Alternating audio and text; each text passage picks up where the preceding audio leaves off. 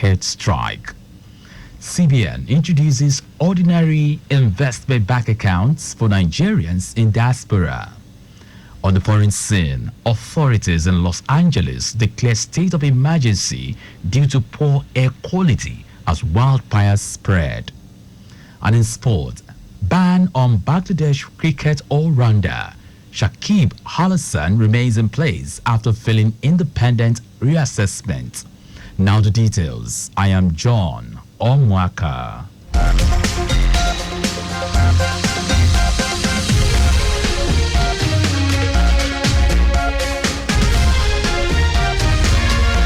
The Lagos state government has urged labor unions in the broadcasting stations of the state to rethink their plan to proceed on an industrial action for an amicable resolution of the dispute. This is after the unions served a strike notice.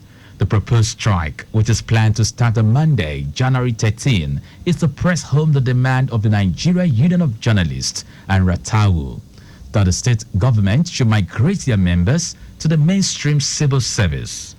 In a statement, Commissioner, Establishment and Training, Afolabi Ayontayo, says consideration of the request was initiated through a meeting between representatives of the government and the leadership of the unions on January 8. Ayontayo notes that the meeting rose with a resolution that the agitation of the unions will be presented to the Lagos State Executive Council.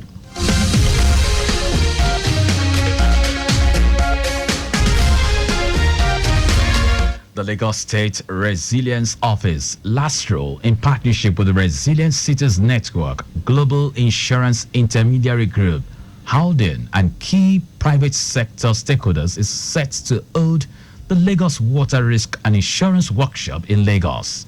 Chief Resilience Officer for Lagos State, Folayinka Dania, who made this known at a recent virtual meeting with stakeholders, explained that the workshop forms part of the 2024 Global Risk and Resilience Fellowship, GRRF, a global initiative designed to help cities manage climate risk by leveraging insurance sector expertise. The workshops, which will focus on strengthening Lagos' capacity to understand and prioritize water risks, address data gaps, and overcome barriers to investment in water infrastructure. Attendees will engage in interactive sessions and discussions that explore how insurance tools can support urban resilience and attract private sector financing. The event will also showcase case studies and insights from global experts on insurance and investment. The Office of Education Quality Assurance (OEQA) team has continued its monitoring of school resumption activities for the second term of the 2024-2025 academic session in schools below tertiary level across the state. The Coordinating Director, Office of Education Quality Assurance (OEQA), Remy Abdul, spoke during the fourth day of the exercise, reiterating the state government's concern about the performance of students during external examinations. Abdul charged principals to live up to expectations by performing their duties optimally and being role models. He also emphasized the importance of adopting the state government's safeguarding and child protection policy. The team took a tour around the school facilities to ensure safety and a conducive environment for learners and teachers. The 10-day monitoring exercise was started on Monday, January 6, 2025, will end on Friday, January 17, 2025. The Ekiti Agro-Allied International Cargo Airport, Ado-Ekiti, has welcomed a Beechcraft aircraft as part of activities for the commencement of full operations at the airport.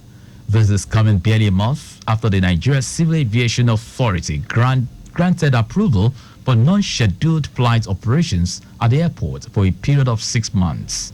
Technical advisor to Ekiti State Governor on airport project, Sunday Makinde, said the flight, which was conveyed by Nigeria Airspace Management Agency officials, was a working flight operation. He said They came to check the systems, especially the navigational aids, to ensure that any aircraft coming to Ekiti is able to pick the frequencies that have been allocated, and also to check the communication systems with the control tower.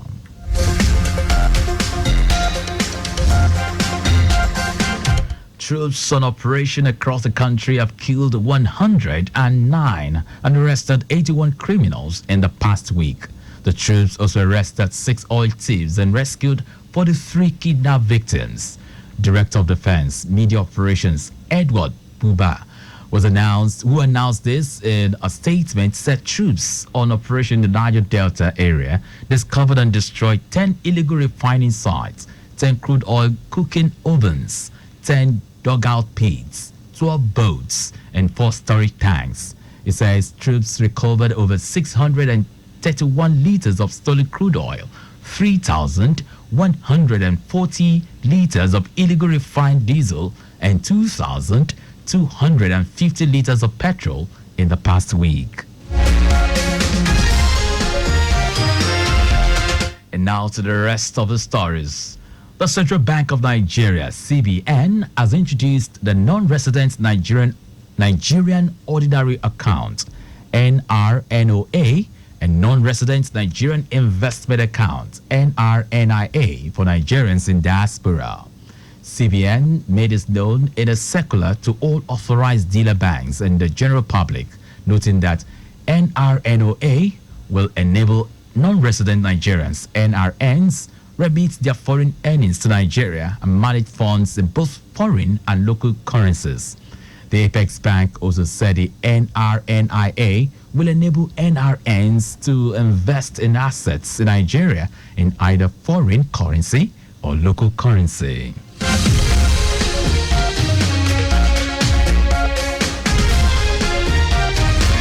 The federal government has received $52.88 million received Galactica assets linked to former Minister of Petroleum, Desiani Alison Madueke, from the United States.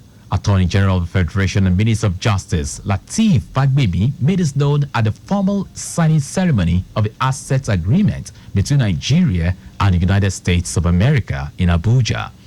Delivering his remarks, Fagbemi explained that $50 million of the recovered assets will be deployed through the World Bank for the Rural Electrification Project, and the remaining $2 million will be deployed to the International Institute of Justice to expand the justice system and also counter corruption. Fagbemi noted that the asset return marks a milestone in the ongoing collaboration between Nigeria and the United States in combating corruption and upholding the rule of law. In his remarks, the United States Ambassador to Nigeria, Richard Mills, called for the monitoring and utilization of recovered assets for the benefits of Nigerians. Chairman of the Southwest Governors Forum and Lagos State Governor Babajide Sanwo-Olu has congratulated his Ondo State counterpart, Lucky Ayedatiwa, on the occasion of his 60th birthday, describing him as a passionate public officer. Governor Sanwo-Olu, in a statement issued by Special Advisor Media and Publicity, Boyega Koshile, praised Ayedatiwa's commitment and dedication to serving the people of Ondo State in different capacities. He said since Governor Ayedatiwa, a successful businessman, joined partisan politics in 2021, he had made a valuable impact in the lives of many people as well as the ruling party in Ondo State and Nigeria. Governor Sanwo-Olu said Ayedatiwa will clock 60 on Sunday, as used his position as federal commissioner who represented Ondo State on the board of the Niger Delta Development Commission from 2018 to 2019 to attract development to Ondo State and different parts of Nigeria. And now to foreign news. Los Angeles authorities have declared a local health emergency due to poor air quality as fire ash and smoke blankets the area. 6 fires are currently burning, with a new blaze named the Archer Fire, which started on Friday and remains out of control. Firefighters say they are making progress on the two largest, the Palisades and Eaton fires. California's governor has called for an independent investigation into how critical fire hydrants ran out of water and impaired a fight against the Los Angeles area wildfires. At least 11 people have been killed in the fires so far, and it is estimated that more than 10,000 homes and other structures have been destroyed. Meanwhile, a forecast for more strong winds is raising fears that the blaze could spread further, and a red flag warning indicating critical fire conditions is in place. Now sports. Bangladesh all-rounder Shakib Al Hasan remains banned from bowling in international cricket after failing an independent reassessment of his action. The 37-year-old was suspended for bowling in England and Wales Cricket Board competitions after he was investigated for his bowling action in his sole appearance for Surrey in the county championship last season. The Bangladesh Cricket Board (BCB) subsequently confirmed the ban extended to all domestic cricket competitions outside Bangladesh and in international cricket. The BCB said Al Hasan failed a reassessment in Chennai, India last month, but added he is eligible to play as a specialist batter in all forms of cricket. He has previously said he plans to retire from international cricket after the Champions Trophy in March, but Bangladesh must now decide whether to select him as a batter alone in their 15-man squad for the 50-over tournament. And that's our news at 9. But just before we go, remember to always wear your seatbelt when driving. You can follow us on like all of your social media platforms. X at Traffic Radio 961. Facebook, Lagos Traffic Radio 96.1 FM. Instagram, Lagos Traffic Radio 961. Subscribe and watch our news and programs live on YouTube at Traffic Radio 961. You can also visit our website www.trafficradio961.ng. Did you know that the Sanwo-Olu administration successfully moved 41,000 trucks from Mile 2 terminal between January and December 2020? You can get more details on the Lagos State Government website.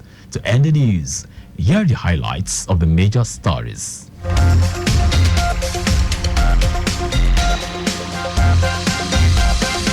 The Lagos State Government has urged labor unions in the broadcasting stations of the state to rethink their plan to proceed on an industrial action for an amicable resolution of the dispute. The Central Bank of Nigeria, CBN, has introduced the non-resident Nigerian ordinary account, NRNOA, and non-resident Nigerian investment account, NRNIA, for Nigerians in diaspora. We also tell you that Los Angeles authorities have declared a local health emergency due to poor air quality as fire ash and smoke blankets the area. And in sport, Bangladesh all-rounder Shakib Al Hasan remains banned from bowling in international cricket after failing an independent reassessment of his action. For contact with the newsroom, send a message to info@trafficradio961.ng. That ends the news broadcast compiled by Adewale Olowoporoku. I am John Omoaka. Thank you.